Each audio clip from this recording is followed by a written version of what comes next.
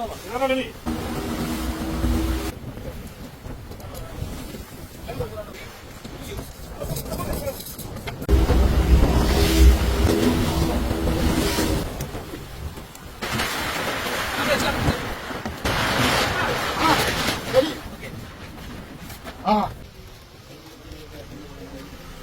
നമസ്കാരം, എല്ലാവർക്കും പുതിയൊരു വീഡിയോയിലേക്ക് സ്വാഗതം. ഇന്ന് നമ്മൾ പോകാൻ പോകണമെന്ന് വെച്ച് കഴിഞ്ഞാൽ ഈ വള്ളത്തിലാണ്ട.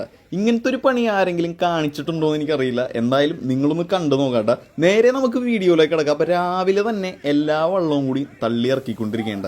നമ്മളിപ്പോൾ പോണത് കർത്തരൻ്റെ വള്ളത്തിലാണ്ട. അപ്പോൾ അതിനകത്ത് പുള്ളിക്കാരൻ്റെ ബന്ധുക്കാരൻ തന്നെയുണ്ട പണിക്കാരും, അതായത് പുള്ളിക്കാരൻ്റെ അമ്മായച്ചനും പിന്നെ രണ്ടളിയന്മാരാണ് അതിനകത്ത് പണിക്കാരൻ. അപ്പോൾ അതെ, ഈ ബ്ലാക്ക് ഡ്രസ്സ് ഇട്ട് തൊപ്പിയും വെച്ച് നിന്നാണ്ട് നമ്മുടെ കർത്തരണ്ണൻ. അപ്പോൾ നേരെ നമ്മൾ അഴി കടന്നിട്ട് കന്യാകുമാരി ആ ഒരു സ്ഥലം കടലിൽ നിന്ന് കാണാനായിട്ട് എന്താ രസമെന്ന് അറിയോ. ഞങ്ങളുടെ വള്ളമാണെന്നുണ്ടെങ്കിൽ പയ്യപ്പയ്യ ഇങ്ങനെ പോയിക്കൊണ്ടിരിക്കുകയാണ്. എല്ലാം കഴിഞ്ഞ് വള്ളം കടലിലേക്ക് ഇറങ്ങിയപ്പോഴേക്കും 4:45 ആയിട്ട്. ആ സമയപ്പോഴേക്കും ബോട്ടുകാർ ഇഷ്ടം പോലെ ഇറങ്ങിയിട്ടുണ്ട്. അപ്പോൾ അതെ, വിവേകാനന്ദ പാറയുടെ ബാക്കിൽ കൂടെ ഉണ്ടെന്ന് തോന്നുന്നത്. ആ കണ്ണിന് ഗ്ലാസ് ബ്രിഡ്ജാണ് ഉണ്ടാക്കാണ് കണ്ട. അപ്പോൾ ഇവിടുത്തെ കടലെന്ന് പറഞ്ഞു കഴിഞ്ഞാൽ എപ്പോൾ നോക്കിക്കഴിഞ്ഞാലും നല്ല കാറ്റായിരിക്കുള്ളൂ, പിന്നെ അതുപോലെ റഫും ആയിരിക്കുള്ളൂ.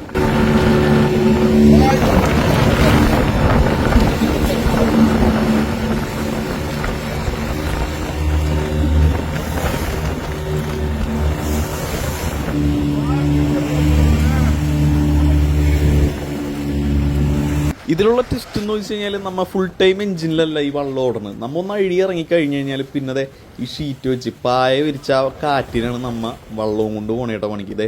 ഇതാണ് ഇതിൻ്റെ ചുക്കായം. ഇത് വെച്ച് കൺട്രോൾ ചെയ്താണ് നമ്മൾ കൊണ്ടുപോകുന്നത്.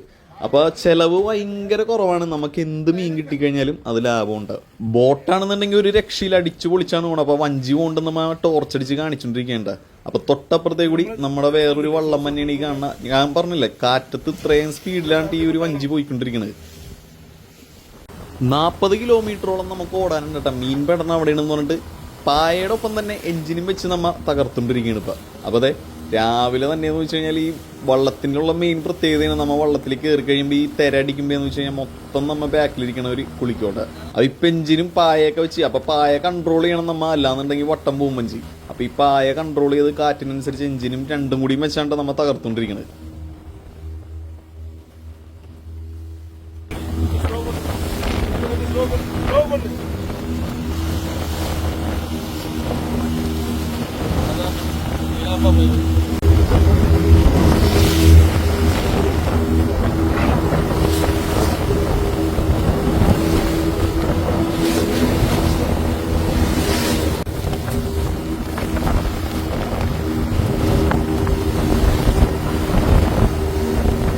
കന്യാകുമാരിയിലെ സൺറൈസ്.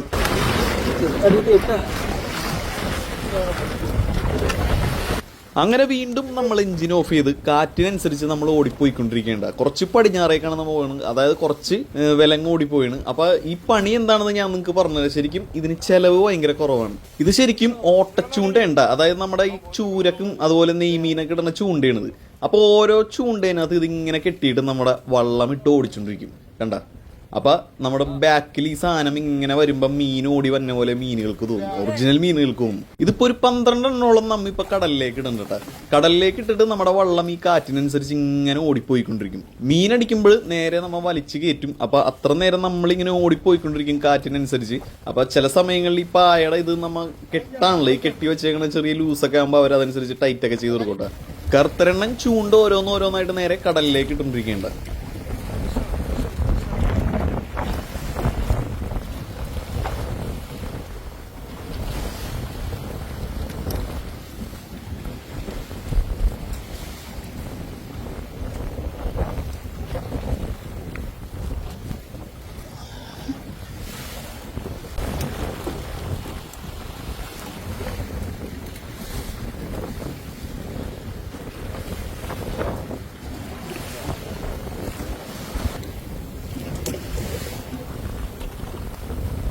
ഇവർ 4 പേരുടെ കയ്യിലും ചൂണ്ടി ഉണ്ടാവട്ടെ. അപ്പോൾ ഒരു ലൈനിൽ തന്നെ ഒരു 3-4 ഡമ്മി ഉണ്ടാവും നമ്മുടെ ഒരു മീനിൻ്റെ. പിന്നെ വേറൊരു സംഭവം ഞാൻ പറഞ്ഞുതരാട്ടാ. ഇതിൻ്റെ എൻ്റെ ഇവരെവിടെയെങ്കിലും കയ്യിൽ പിടിക്കേ. ഇപ്പോൾ പുള്ളിതേ കാലും മീൻ ഇട്ടേണം, പക്ഷെ അത് കെട്ടി വെച്ചേക്കണം എന്താ വെച്ചാണെന്ന് നിങ്ങൾ ഒന്ന് റിവൈൻഡ് അടിച്ച് നോക്കിക്കോട്ടോ. സൂക്ഷിച്ച് നോക്കിക്കഴിഞ്ഞാൽ കാണാൻ പറ്റും. പിന്നെ ചെറിയൊരു വാക്കി ടോക്കി ഉണ്ട് നമ്മുടെ അടുത്ത്, അടുത്തുള്ള കമ്മ്യൂണിക്കേഷന് വേണ്ടിയിട്ടാണ്. പിന്നെ ചെറിയൊരു GPS.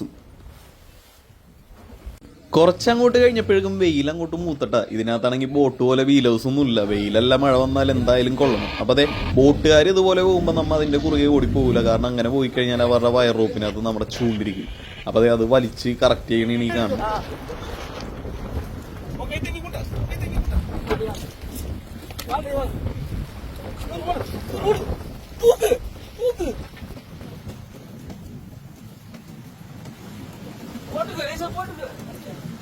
കുറെ നേരത്തെ കാത്തിരിപ്പിന് ശേഷം ഒരു 2.5 കിലോ ഒരു നെയ്മീൻ കിട്ടിയിരുന്നിട്ടാ.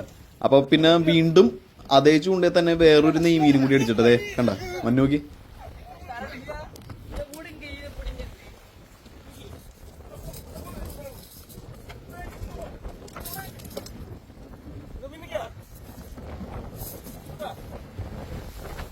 നമ്മൾ ഓടി ഓടി ഒരുപാട് പടിഞ്ഞാട്ട് പോന്നിട്ടാ. അപ്പൊ ഇനിയിപ്പൊ തിരിക്കാണ് നമ്മ. അതിന് വേണ്ടിയിട്ട് പായ അഴിച്ചിട്ട് ഓപ്പോസിറ്റ് സൈഡിലേക്ക് ആക്കണേണ്ട കണ്ട.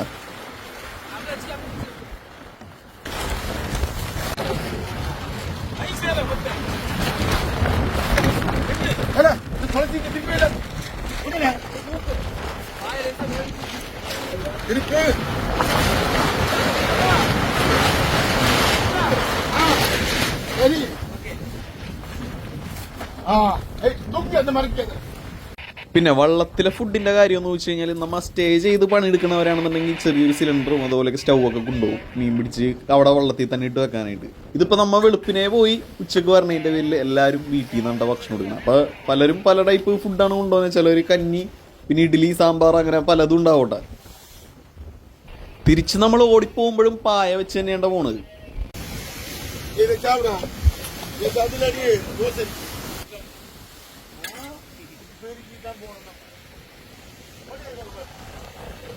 ഒരുപാട് നേരം ഞങ്ങൾ നിന്നിട്ടും മീനൊന്നും അധികം കിട്ടിയില്ലട്ടാ. അങ്ങനെ ഞങ്ങൾ നേരെ തിരിച്ച് കരയിലേക്ക് ഓടിപ്പോയിരുന്നു. അപ്പോൾ അതെ, അവിടെ കാണുന്ന കുറച്ച് മലകളൊക്കെ കണ്ട. അവിടെയാണ് നമ്മുടെ സ്ഥലം എന്ന് വെച്ച് കഴിഞ്ഞാൽ. ഇപ്പോഴും നമ്മുടെ ഈ ഒരു പായ വെച്ച് തന്നെയാണ് ഓടി കരയിലേക്ക് പോകുന്നത്. നമ്മുടെ അഴിയുടെ അവിടെ എത്തുമ്പോൾ നമ്മൾ എഞ്ചിൻ എടുക്കുള്ളൂ. അപ്പം ഇത് കൺട്രോൾ ചെയ്ത് കൊടുക്കണം. അല്ലാന്നുണ്ടെങ്കിൽ തിര വരുമ്പോൾ നമ്മളെ മാറ്റി മറിച്ചൊക്കെ കളയോട്ടെ. ഉച്ച സമയമായപ്പോഴും കാറ്റ് കുറച്ച് കൂടിയിട്ടുണ്ട് കേട്ടോ. അതുപോലെ തന്നെ തിരമാലകളുടെ ഉയരവും കൂടിയിട്ടുണ്ട്. സത്യം പറഞ്ഞാൽ നമ്മൾ പോയ സ്ഥലം അത് രാത്രി ആയാലും രാവിലെ ആയാലും കടലിൽ നിന്ന് കരയിലേക്കാണ് എന്താ ഭംഗി എന്നറിയോ. നമ്മൾ പോയപ്പോൾ രാത്രിയായിരുന്നു. വിവേകാനന്ദ പാറ മര്യാദക്ക് കാണിക്കാൻ പറ്റില്ല. അതായത് നോക്കി കണ്ട. ഇവിടെ ഇപ്പൊ തിരക്കുണ്ടെന്നാലും വലിയ രീതിയിൽ തിരക്കില്ലട്ടാ.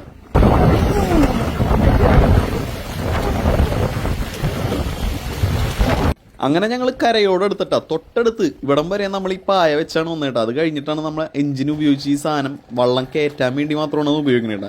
അപ്പോൾ നമ്മൾ ഇപ്പോൾ പോകുമ്പോൾ ഉള്ള ചിലവെന്ന് വെച്ച് കഴിഞ്ഞാൽ കുറച്ച് പെട്രോളും അതുപോലെ നമ്മൾ മീൻ പിടിക്കാനിടുന്ന ആ ഒരു മീനിൻ്റെ ഡമ്മിയില്ലേ, അതിനൊരെണ്ണത്തിന് 109 രൂപയാണ്. അതിൻ്റെ ഒരു പ്രത്യേകത എന്ന് വെച്ചാൽ ഒരെണ്ണത്തിൽ മീൻ കടിച്ചു കഴിഞ്ഞാൽ അതിനകത്ത് പാട് വീണ് കഴിഞ്ഞാൽ പിന്നീട് മീൻ കടിക്കില്ല അതിൽ. അപ്പോൾ ഒരെണ്ണം നമ്മൾ ഇട്ട് കഴിഞ്ഞാൽ അതിന് മീനിൻ്റെ പാടെന്തെങ്കിലും വന്നാൽ പുതിയത് വേണം ഇടാനായിട്ട്. അപ്പോൾ അതിൻ്റെ ഒരു ചിലവും വരോട്ട്. അപ്പോൾ അത് ഇപ്പോഴാണ് നമ്മൾ എഞ്ചിൻ ഓൺ ആക്കിയേക്കണം. എഞ്ചിൻ ഓൺ ആക്കി ഇത് ഈ കാണുന്ന തൊട്ടടുത്തുള്ള കര വരെ ഓടാൻ വേണ്ടിയിട്ടാണ്. വള്ളം കടലിലേക്ക് ഇറക്കൽ നമ്മൾ തള്ളി ഇറക്കുന്നുണ്ടെങ്കിൽ കരയിലേക്ക് കയറ്റുന്ന ട്രാക്ടറിന്റെ ബാക്കിൽ ചെറിയൊരു വീഞ്ച് സെറ്റപ്പ് ഉണ്ടാവും. അതിനകത്തുനിന്ന് റോപ്പ് കൊണ്ടുവന്ന് വള്ളത്തുമ്മയിലേക്ക് ബന്ധിപ്പിച്ചിട്ട് നേരെ വലിച്ചു കയറ്റേണ്ട ചെയ്യുന്നു.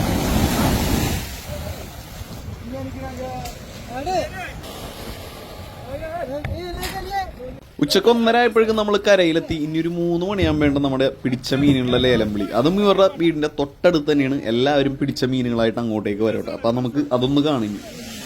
ഒട്ടുമിക്ക മീനുകളും കയറ്റിയേക്കലാണ്. കൂടുതലും കേരളത്തിലേക്കാണ്. കാരണം ഇപ്പോൾ ട്രോളിംഗ് നിരോധനമുള്ള.